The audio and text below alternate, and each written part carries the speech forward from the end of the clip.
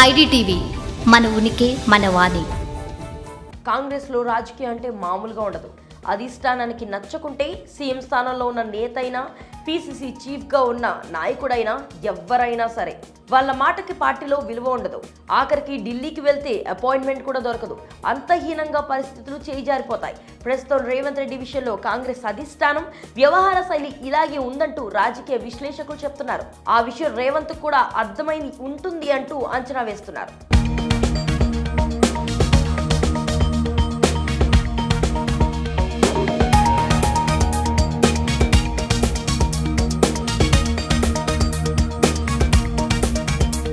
కాంగ్రెస్లో రేవంత్ రెడ్డి మాట చెల్లుబాటు కావడం లేదా?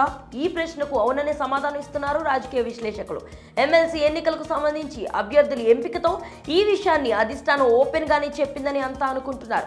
రేవంత్ రెడ్డి సూచించిన ఏ ఒక్కరికి కూడా టికెట్ కేటాయించకపోవడం చూస్తుంటే, అంతకు ముందు ఢిల్లీకి వెళ్ళినప్పుడు రేవంత్ కు రాహుల్ గాంధీ అపాయింట్మెంట్ కూడా దక్కకపోవడం గమనిస్తుంటే, కనీసం పీసీసీ కార్యవర్గ నియామకాల్లో కూడా రేవంత్ అనుచరులకు అవకాశం దక్కకపోవడానికి పరిగణలోనికి తీసుకుంటే రాష్ట్ర కాంగ్రెస్ లో రేవంత్ రెడ్డి పతనం మొదలైందని చెప్పవచ్చని అనలిస్టులు కన్ఫర్మ్ చేస్తున్నారు. తనకు అత్యంత సన్నిహితుడైన వ్యం నరేందర్ రెడ్డికి మండలి ఎన్నికల్లో టికెట్ ఖరారు చేయించాలని రేవంత్ ఎంతగానో తపన పడ్డారు. రాజకీయంగా టీడీపీలో ఎదిగిన కాలం నుంచి ఉమ్మడి వరంగల్ జిల్లాకు చెందిన వ్యం నరేందర్ రెడ్డి రేవంత్ రెడ్డికి అత్యంత సన్నిహితుడు.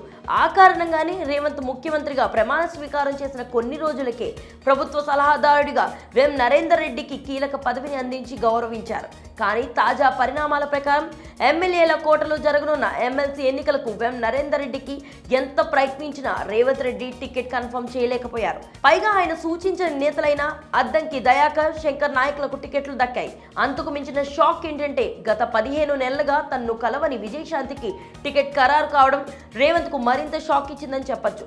ఇదంతా జాగ్రత్తగా గమనిస్తున్న రేవంత్ రెడ్డి ఇప్పటి వరకు ఎలాంటి కామెంట్ చేయలేదు. ఏ సందర్భంలో కూడా అధిష్టానానికి వ్యతిరేకంగా ఒక్క మాట కూడా మాట్లాడలేదు.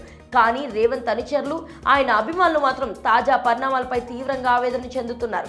శాసనసభ ఎన్నికలకు ముందు పార్టీని గెలిపించడం కోసం రేవంత్ రెడ్డి ఎంతగానో శ్రమించారు.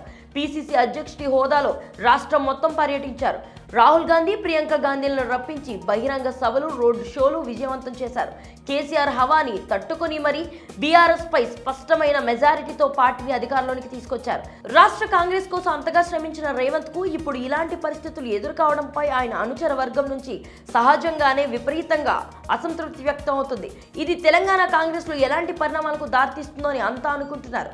ఈ విషయంపై మీ అభిప్రాయాన్ని కామెంట్ సెక్షన్ లో తెలియజేయండి. స్టోరీని లైక్ చేసి షేర్ చేయండి. మరిన్ని ఇంట్రెస్టింగ్ అప్డేట్స్ కోసం ఐడిటీవీని సబ్స్క్రైబ్ చేసుకోండి.